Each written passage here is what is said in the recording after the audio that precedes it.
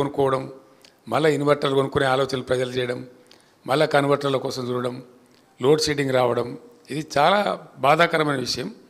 ఇట్లాంటి దుస్థితి వస్తుందని నేను అనుకోలేదు. నిజంగా నేను కూడా చాలా బాధపడ్డా. Hyderabad city image definitely Hyderabad backbone for the economy of Telangana. దీన్నే దెబ్బతీసే పరిస్థితికి ప్రభుత్వం పోవడం, తద్వారా గ్రౌండ్లో కూడా కింద దిగువన గ్రామాలలో కరెంటు లేక పంటలు ఎండిపోయిన దృశ్యం. లక్షల ఎకరాలలో, వేల ఎకరాలు కాదు, మోటార్లు కాలిపోవడం చాలా దుర్మార్గమైనటువంటి పరిస్థితి. అది ఎన్నో మోటార్లు కాలిపోయినాయి రైతులవి. మూలకబడి మూతబడి ఉన్నటువంటి మోటార్ వైండింగ్ మిషన్స్ అన్నీ మళ్ళా పునరుత్తేజం పొందినాయి. అన్ని జిల్లాలలో, ఏ ఒక్క జిల్లా అని కాదు, అన్ని జిల్లాలలో ఎక్కడైతే బోర్ల మీద ఎక్కువ ఆధారం ఉందో అక్కడైతే చాలా పెద్ద దెబ్బ తగిలింది.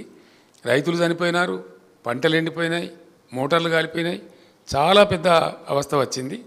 ఈ విధంగా వీళ్ళ యొక్క అసమర్థత వల్ల, అతి ప్రవర్తన వల్ల ఉన్న ఆఫీసర్లందరినీ తీసేసి ఏకపక్షంగా మొత్తం ఐఏఎస్లో నిలయం చేసేసి దాన్ని చాలా భయంకరంగా చేసినారు.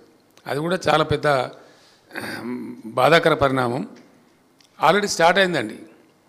పరిశ్రమలు తరలి వస్తున్నాయి తెలంగాణకు అనే లైన్ ఇండియాలో ఎవరిని అడిగినా, ఏ ఇన్వెస్టర్ని అడిగినా, yes Telangana is the right destination, will go there అని చెప్పిన పరిస్థితి నుంచి పరిశ్రమలు తరలిపోతున్నాయి తెలంగాణ నుంచి అనేటువంటి వార్తలు వచ్చినాయి.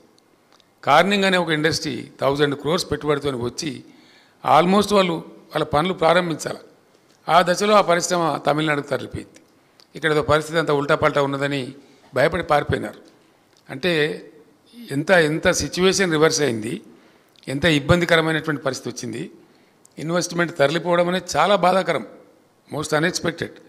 తెలంగాణ నుంచి వంటి రాష్ట్రం నుంచి తరలిపోవడం అనేది చాలా బాధాకరం. అది కూడా ఒక బాగా ఇబ్బంది కలిగించిన విషయం. ఈ ప్రభుత్వానికి ఈవెన్ కార్మిక లోకం కూడా బీఆర్ఎస్ గవర్నమెంట్